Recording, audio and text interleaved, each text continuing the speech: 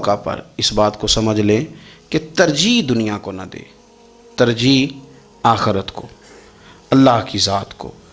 ہماری آخرت کس طرح ٹھیک ہو سکتی ہے، آخرت میں کامیاب کس طرح ہو سکتے ہیں، آخرت میں اللہ تعالیٰ کی رضا کیسے پا سکتے ہیں، اس کو ترجیح دینی چاہیے۔ نبی پاک صلی اللہ تعالیٰ علیہ وسلم کے بہت سارے صحابہ بڑی شانوں والے، ایک صحابی کا ہم آج ذکر کرنے جا رہے ہیں جن کا نام ہے حضرت ابو ذر غفاری رضی اللہ تعالیٰ۔ ہمارے صوفیاء تصوف میں ایک جملہ بولتے ہیں کہ تیرا تو فقر فقر ابو ذر ہے، یعنی جن کو صحیح درویش کہتے ہیں نا، صحیح درویش۔ مولا علی شیر خدا رضی اللہ تعالیٰ عنہ فرمایا کرتے دو ہی تو بندے ہیں جو رب کے رستے میں کسی شے کی پرواہ نہیں کرتے۔ حضور کون سے؟ فرمایا ابو ذر غفاری ہے اور دوسرے علی المرتضیٰ ہے۔ مولا علی فرمایا کرتے یہ نا مسلمانوں میں سے چوتھے یا پانچویں مسلمان ہیں، شروع سے ایک سلیم الطبع آدمی، کچھ لوگ طبعاً بڑے نفیس ہوتے ہیں، طبعاً اللہ کی طرف سے شروع سے ہی۔ ان کا جو قبیلہ تھا بنو غفار وہ راہزنی کرتا تھا، لوگوں کو لوٹ لیتا تھا۔ شروع میں یہ کام کیا لیکن جب کچھ لوگوں کی چیخیں کانوں میں گئیں تو چھوڑ دیا، فرمایا نہیں یار طبیعت نہیں مانتی۔ اور نبی پاک کا کلمہ پڑھنے سے پہلے ہی بتوں کی پوجا چھوڑ کے رب کی عبادت شروع کر دی۔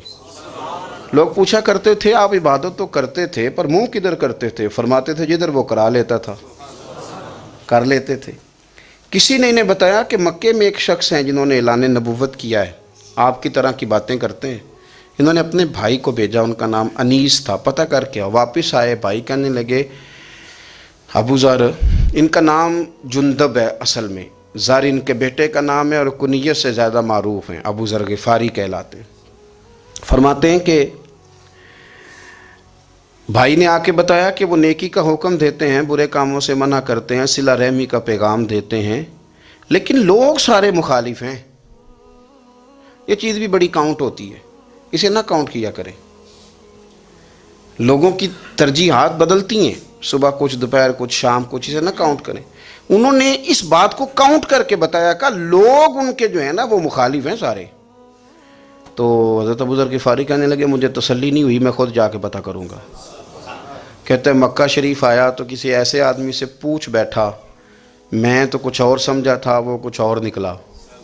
مکے والوں نے بڑا مارا، مکے پہنچ کے پہلی جو چیز ملی وہ مار کھانے کی تھی۔ اب میں ڈرتے کسی سے پوچھتا ہی نہ، بھوک بھی بڑی تھی، رہنے کو جگہ نہیں تھی، حرم شریف میں لیٹا رہتا تھا۔ میرے نصیب دیکھو، مجھے ایک شخص نے آ کے ہلایا، کہنے لگے اگر مناسب سمجھیں تو میں آپ کو دیکھ رہا ہوں کافی دیر سے، آپ کوئی پردیسی ہیں، آپ کا اپنا مہمان نہ بنا لوں؟ تو میں نے کہا آپ کا کیا نام ہے؟ کہنے لگے میرا نام ہے علی ابن ابی طالب۔ کہتے ہیں مولا کائنات گھر لے گئے، کھانا بھی کھلایا، جگہ بھی دی، سونے کو خدمت بھی کی، لیکن چونکہ میں تو پہلے ایک سے پوچھ کے مار کھا بیٹھا تھا، میں نے پوچھا نہیں میں کدھر آیا ہوں۔ رات رہے، اگلی رات بھی رہے، لیکن میں نے بتایا نہیں میں کس کام آیا ہوں۔ حضرت ابو ذر غفاری رضی اللہ تعالیٰ عنہ کہتے ہیں خود ہی مولا علی نے پوچھا بتا سکتے ہو کیسے آئے ہو؟ میں نے کہا رات رکھ لو گے؟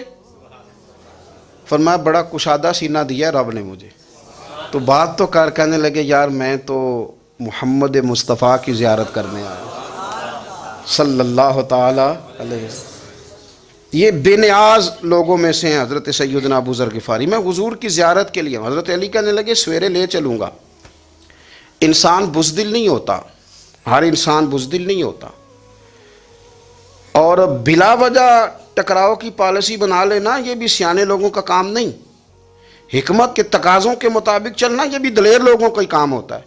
حضرت مولا علی کہنے لگے صبح لے کے چلوں گا پر حالات ٹھیک نہیں، شرارتی لوگ ہر جگہ ہوتے ہیں، اگر کوئی شرارتیوں کا ٹولہ ملا نا جو کھڑا ہوگا جاسوسی کرنے کے لیے کہ حضور کی طرف کون کون جا رہا ہے، تو میں نیچے جھکوں گا جوتے کا تسمہ ٹھیک کرنے کے لیے، لیکن آپ نے نہیں کھڑے ہونا، آپ نے چلتے رہنا ہے تاکہ کسی کو شک نہ ہو۔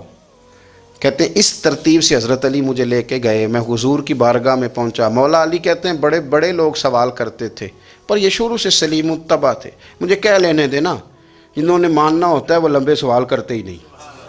مان جو لیا تو لمبے سوالوں کی ضرورت ہی کوئی نہیں۔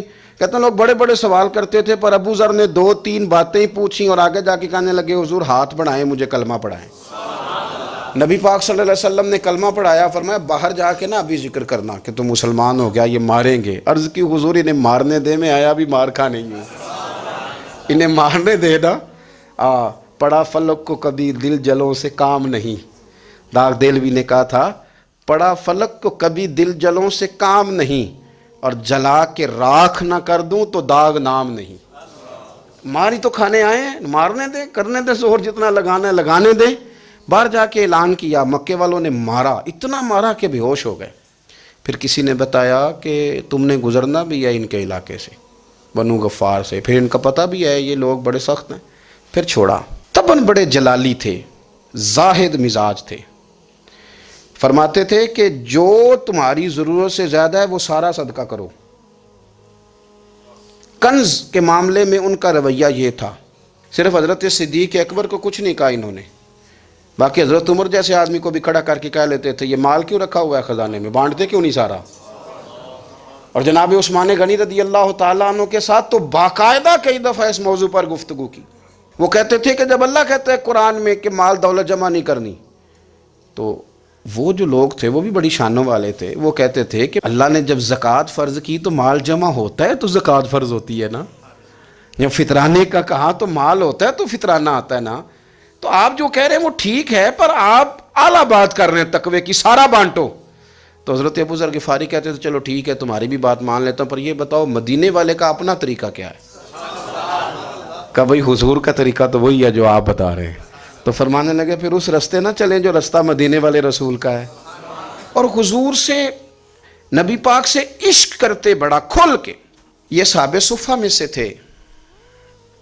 کلمے پڑھنے کے بعد چونکہ طبیعت جلالی تھی تو حضور نے بھیج دیا، فرمایا واپس جاؤ اپنے قبیلے میں تبلیغ کرو. واپس گئے، بھائی کو مسلمان کیا، والدہ کو مسلمان کیا، قبیلہ سارا مسلمان کیا، وہیں رہے.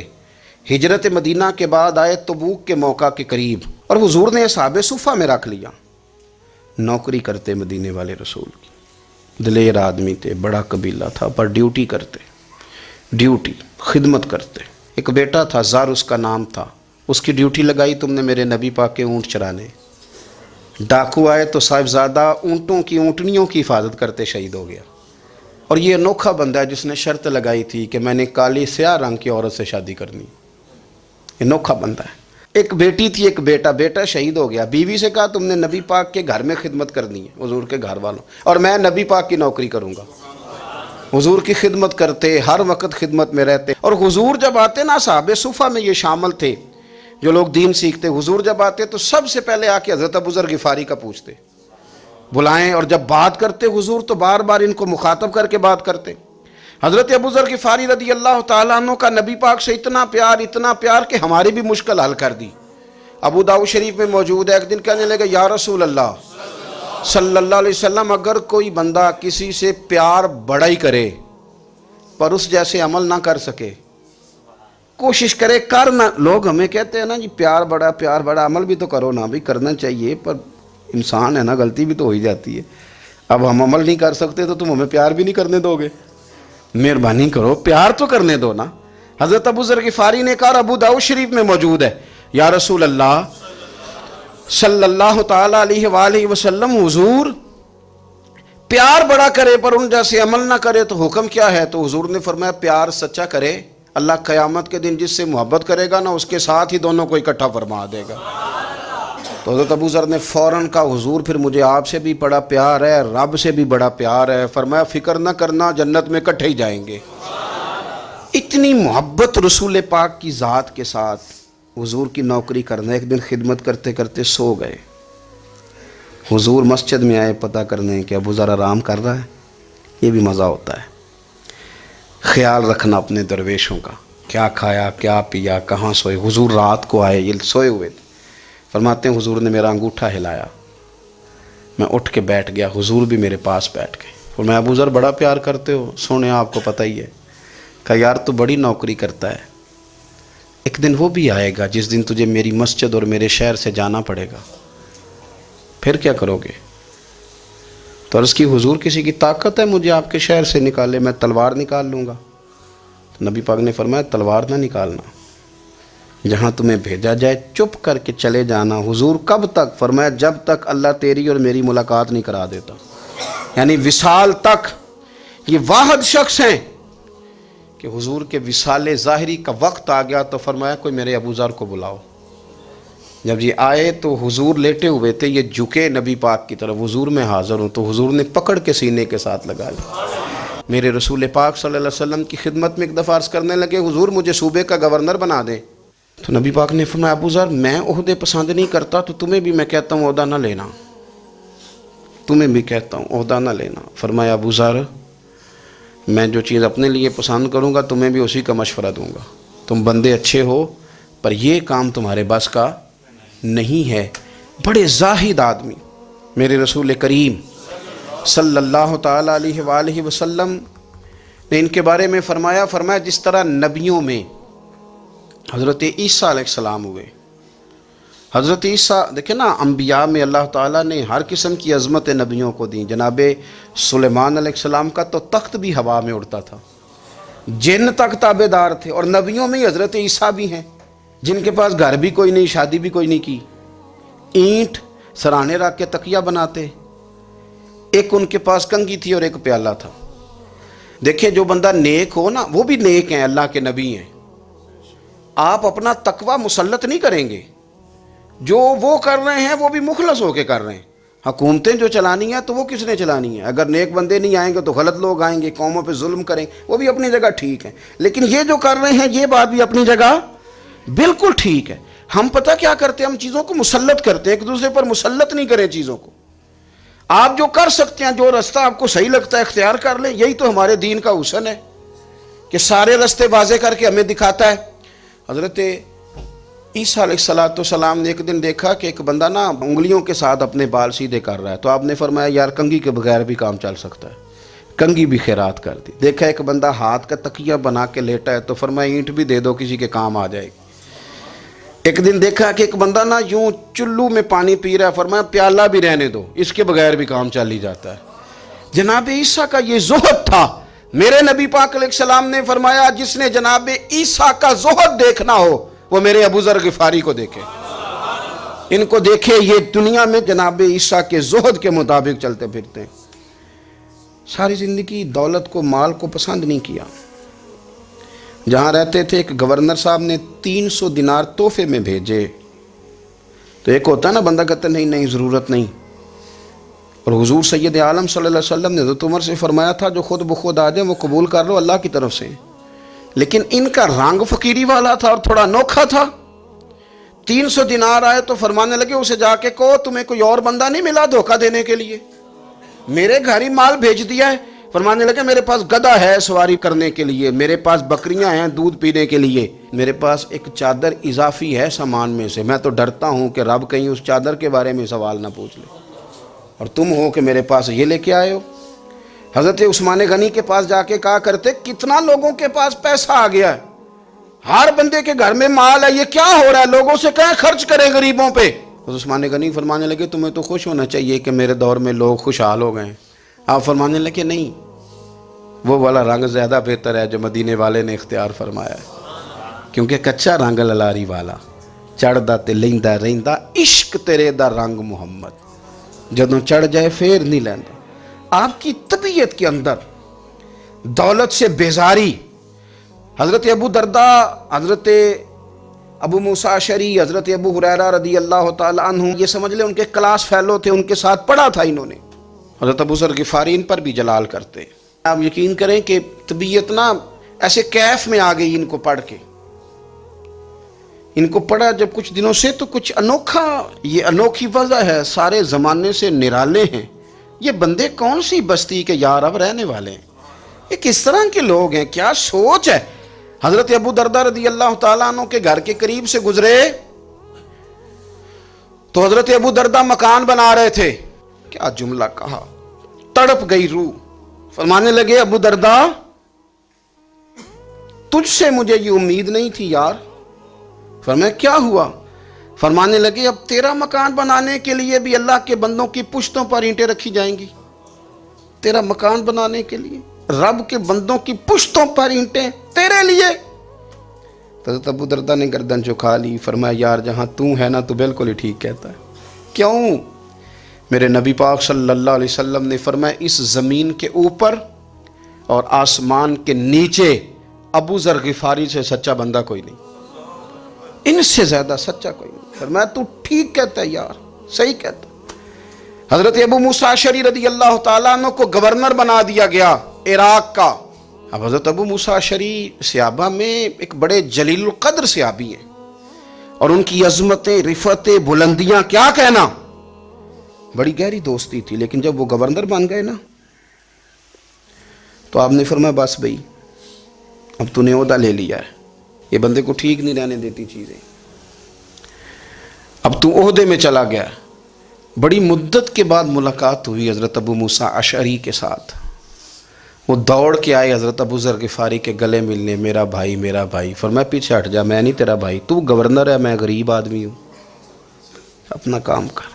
پھر دوڑ کے آئے، فرمایا ابو ذر تو میرا بھائی ہے یار، اکٹھے پڑھتے تھے حضور۔ فرمایا نہیں جا، تو نہیں میرا۔ پھر آئے، جانتے تھے نا یہ سچا بندہ ہے، یہ سچا بندہ ہے، یہ تقریروں والا نہیں، صرف وعظوں والا نہیں، اس کے اندر بھی بڑی سچائیاں ہیں۔ قریب آئے، آ کے کہا یار تو میرا بھائی ہے، میرے سینے لاگ۔ فرمانے لگے تو تیسری بار آیا ہے، مومن ہے، میں منہ نہیں موڑ سکتا، پر پہلے مجھے بتا گورنر بننے کے بعد تو نے مکان کتنے بنائے، باغ کتنے لگائے، چکیاں کتنی لگائیں، کتنے تو نے چیزیں بنائی ہیں، پہلے بتا۔ تو حضرت ابو موسیٰ اشعری نے ان کا ہاتھ پکڑا، رونے لگے، کہنے لگے جس محبوب سے تو نے تربیت لی ہے میں بھی انہی کا نوکر ہوں، جن کپڑوں میں میں عراق گیا تھا میرے آج بھی وہی ہیں یار۔ کیا بات کرتا ہے تو، میرے وہی ہیں۔ مجھے بتا اگر یہ عہدے خدمت کے ہم نہیں لیں گے تو پھر کیا ظالموں کو دیں گے، غیروں کو دیں گے؟ نہ کر، کچھ نہیں بنایا۔ حضرت سیدنا ابو موسیٰ اشعری رضی اللہ تعالیٰ عنہ روئے، اور جب کہا نا کوئی شے نہیں میرے پاس، تو فرمایا اچھا چل آ جا، پھر سینے لگ جا، تو واقعی میرا بھائی ہے۔ پھر حضرت ابو ذر غفاری نے محبت فرمائی، وہ درویشی، وہ فقیری، وہ سادگی، وہ نورانیت، وہ دل کے ساتھ اندر۔ ہمارے تو بہت سارے لوگ ہیں جو کہتے ہو کہاں لے جانا ہے مال، کیا ضرورت ہے مال کی، ہر وقت مال کی مخالفت کرتے ہیں، لیکن دل ان کا کہتا ہے کہ آئے صحیح، کسی طریقے سے پہنچے صحیح۔ حضور نے فرمایا بعض لوگوں کی زبانیں شہد سے زیادہ میٹھی، دل بھیڑیے سے زیادہ خطرناک۔ اوپر سے کہہ کچھ رہے ہیں، اندر حالات کچھ اور ہیں۔ لیکن حضرت ابو ذر غفاری رضی اللہ تعالیٰ عنہ دوری دولت سے، آپ فرماتے کیوں ہیں لوگوں کے پاس مال، کس لیے اتنا مال جمع کیا ہے؟ کیا ساری غریبی ختم ہو گئی ہے، غربت مٹ گئی ہے ساری؟ کیوں لوگ مال بناتے ہیں؟ ایک اور آپ کی کلاس فیلو تھے جو بصرے کے گورنر بنے، عبداللہ بن عامر رضی اللہ تعالیٰ۔ ایک صاحب سے ملاقات ہوئی، جناب نافع تائی ان کا نام تھا، تو حضرت ابو ذر غفاری سے وہ بڑے شوق سے ملنے آئے، حضور کے صحابی سمجھ کر کے۔ فرمایا کہاں کے رہنے والے ہو؟ کہا میں تو بصرے کا رہنے والا ہوں۔ فرمایا وہاں میرے ایک کلاس فیلو ہیں عبداللہ بن عامر، کہا وہ تو آج کل گورنر ہیں۔ فرمایا میرا ایک پیغام دے دو گے اس کو جا کے؟ کہا حضور دے دوں گا۔ فرمایا اس سے جا کے کہنا تو گورنر بن کے بھی زندہ ہی ہے، اور میں پانی کا پیالہ پیتا ہوں، کھجور کھاتا ہوں، اور رب کی عبادت کرتا ہوں، میں بھی تو زندہ ہی ہوں نا، تو بھی زندہ ہی ہے، اس سے آگے کچھ نہیں ہے، اور میں کھجور کھاتا ہوں، پانی کا پیالہ پیتا ہوں، میں بھی تو زندہ ہوں نا۔ اللہ اکبر۔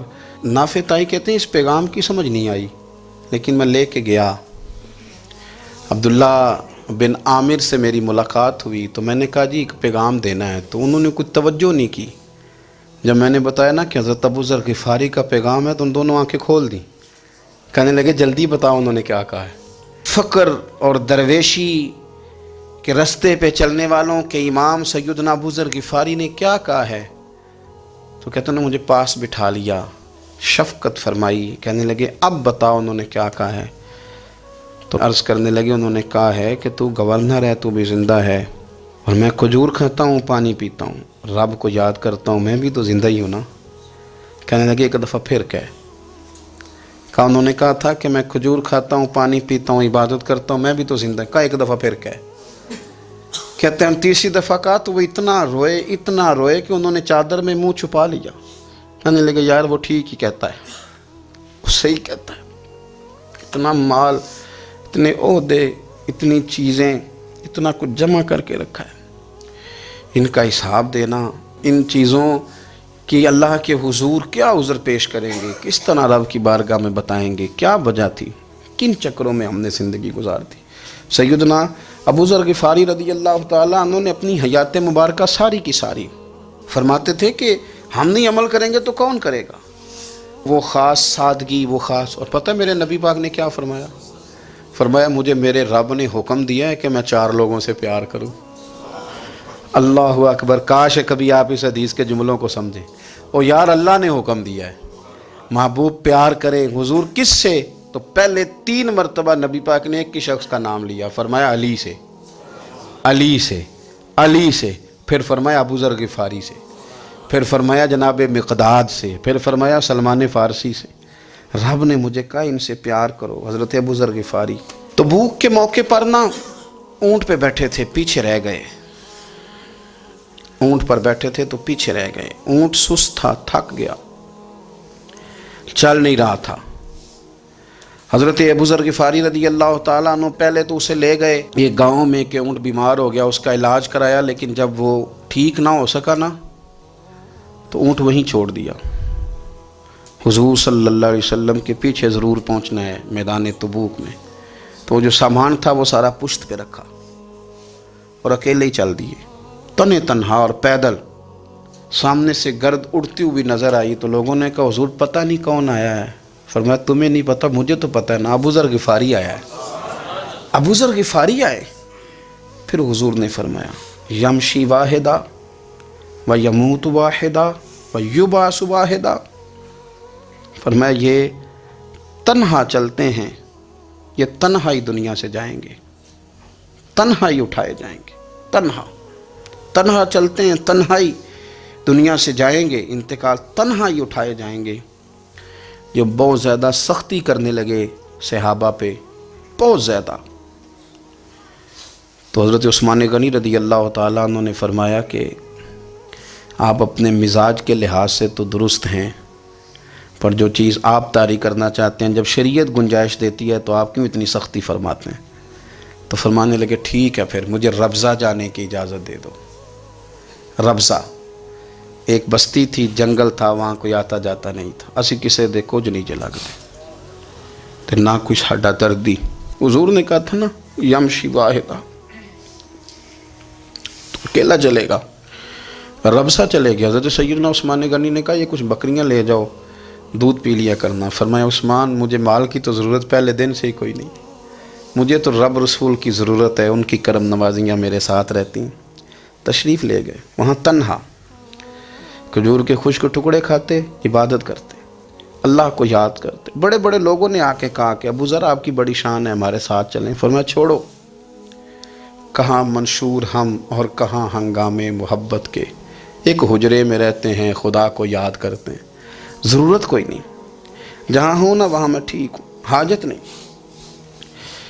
وصال کا وقت آ گیا، دنیا سے جانے کا ٹائم آ گیا، اکیلے ہیں، بیوی ہے اور بیٹی ہے، جنگل کا علاقہ ہے، حج ہو گیا، رستے بند ہو گئے، بیمار ہو گئے۔ اپنی اہلیہ کو بلا کے کہنے لگے اب میں بچوں گا نہیں، اب جانے کا وقت آ گیا ہے۔ میں نے فقیری جو حضور کی دیکھی تھی اس میں نے وقت گزارا ہے، اور دیکھ میں جا بھی فقیری میرا ہوں، لے سجدہ سا توڑ دی پائی، جان بھی دیتی تیرا تیرے، اب جانے کا وقت ہے۔ تو اس طرح کرنا، اگر تیرے پاس کوئی کپڑا ہوا تو مجھے کفن دے دینا، نہ ہوا تو اللہ کے سپرد کر دینا۔ کہا ہم 2 عورتیں ہیں، جنازہ غسل کفن۔ فرمایا رب جماعت بھیجے گا میرے لیے، لوگ آئیں گے، میرے نبی پاک نے مجھ سے وعدہ کیا تھا آئیں گے نا لوگ۔ تو اہلیہ کہنے لگی ابو ذر آپ کو کیسے پتہ ہے کہ آپ اس صحرا میں انتقال کر جائیں گے، اللہ شفا دینے والا ہے۔ فرمانے لگے ہم 3-4 لوگ بیٹھے تھے تو حضور نے فرمایا تھا تم میں سے ایک شخص صحرا میں اکیلا انتقال کر جائے گا، تو وہ میرے جتنے باقی ساتھی تھے وہ سارے انتقال کر گئے، اب میں اکیلا ہی بچا، مجھے پتہ ہے وہ میں ہی ہوں، تو تم دیکھنا تمہیں کوئی نہ کوئی مل جائے گا غسل کفن کے لیے۔ آپ کی اہلیہ کہتی ہیں کہ میں اٹھی، کبھی دوڑ کے میں باہر جاتی، سڑک پہ جا کے دیکھتی کوئی گزر رہا ہے، پھر میں آ کے کہتی حج ختم ہو گیا ہے، رستے بند ہو گئے ہیں، کون آئے گا جنگل میں، پھر میں آ کے ان کی تیمارداری کرتی، پھر اٹھ کے جاتی، پھر میں آ کے تیمارداری کرتی. اچانک میری نظر پڑی تو ایک چھوٹا سا قافلہ آ رہا تھا. اس قافلے میں چند لوگ تھے اور سب سے بڑھ کر صحابی رسول حضرت عبداللہ ابن مسعود بھی تھے. میں نے ان کو اشارہ کیا تو وہ دوڑے آئے, کہنے لگے بہن کیا ہے؟ میں نے کہا یہاں ایک شخص ہے, تمہاری تھوڑی سی ضرورت ہے اس کو. حضرت عبداللہ ابن مسعود کہنے لگے کون ہے بی بی؟ کہتے ہیں میں نے کہا کہ وہ ابو ذر غفاری ہیں. کہتی تڑپ کے روئے عبداللہ ابن مسعود, تڑپ کے. کہنے لگے ابو ذر میرے نبی پاک کا پیارا, میرے ماں بھی اس پہ قربان, میرا باپ بھی قربان, کدھر ہے جلدی بتاؤ. کہتی میں لے آئی. 4-5 لوگ تھے وہ. تو سیدنا ابو ذر غفاری کہنے لگے عبداللہ میرا وصال ہو جائے گا لیکن یاد رکھنا میری بیوی کے پاس کفن کے لیے کپڑا موجود نہیں. وہ لہو سجنا اساں توڑ ہی نہیں پائی, جان بھی دیتی تے رات تیرے, کفن کے لیے کپڑا نہیں ہے. لیکن تم میں سے نا وہ بندہ کوئی کپڑا نہ دے جو کبھی کسی سرکاری عہدے پہ رہا ہو. وہ بندہ میرے کفن کے لیے کپڑا نہ دے کسی سرکاری عہدے پہ رہا ہو. ایک انصاری جوان کہنے لگا ابو ذر میں کبھی کسی عہدے پہ نہیں رہا, اگر آپ میری چادر قبول کر لیں کفن کے لیے تو میں ٹھیک ہے. میں نے نا حضور کے طریقے پر زندگی گزاری ہے, چپ کر کے میرا جنازہ پڑھ دینا اور مجھے کہیں اور نہ لے کے جانا. اسی کسی دے کچھ نہیں لگتے تو نہ کوئی ساڈا دردی یہیں کسی صحرا میں جنگل میں یہیں کوئی قبر کھود کے مجھے دفن کر دینا, مجھے جانے نہیں ہے کسی جگہ. حضرت عبداللہ ابن مسعود رضی اللہ تعالیٰ عنہ نے جنازہ پڑھایا اور اس درویش کو جو 5ویں یا 4تھے مسلمان ہیں ان کو وہاں دفن کیا. جب خبر پہنچی نا مدینے تو سب سے زیادہ آنسو مولا علی نے بہائے, سب سے زیادہ حضرت علی نے. لوگوں نے کہا اتنا کیوں روتے ہو؟ فرمایا 2 ہی تو بندے تھے جو اللہ کے راستے میں کسی کی پرواہ نہیں کرتے تھے, اب ایک ہی رہ گیا ہے. کہا حضور کیا مطلب؟ فرمایا 2 ہی تھے, ایک ابو ذر اور ایک علی, اب اکیلا علی تو رہ گیا, وہ چھوڑ کے چلے گئے. حضرت سیدنا ابو ذر غفاری رضی اللہ تعالیٰ عنہ اس عظیم شخص کا نام ہے.